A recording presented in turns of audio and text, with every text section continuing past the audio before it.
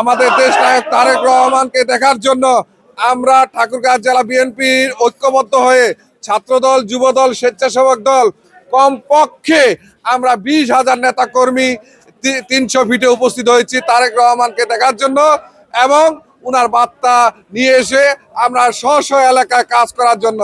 এজন্য আমরা জেলা স্বেচ্ছাসেবক দল আমরা বিগত 3 দিন ধরে আজ পর্যন্ত রেল লাইনে অবস্থান করছি। আমরা 1000 নেতা কর্মী 300 ফিটে আমরা দেশ নায়ক তারেক রহমানকে দেখার জন্য, উনার বার্তা শোনার জন্য আমরা সেখানে যাচ্ছি। আমাদের দেশ নায়ক তারেক রহমানের সুস্থতা কামনা করছি, দেশ নেত্রী বেগম খালেদা জিয়ার সুস্থতা কামনা করছি, প্রিয় নেতা 18 কোটি মানুষের অহংকার আমাদের মির্জা ফখরুল ইসলাম স্যারের সুস্থতা কামনা করছি এবং আমি আশা করছি আগামী ফেব্রুয়ারিতে যে নির্বাচন হবে সেই নির্বাচনে বিপুল ভোটে এবং 300 আসনের মধ্যে 250 আসনে অধিক আসনে ধানের শীষ বিজয়ী হবে। আগামী 25শে ডিসেম্বর বাংলাদেশের একটি ঐতিহাসিক দিন।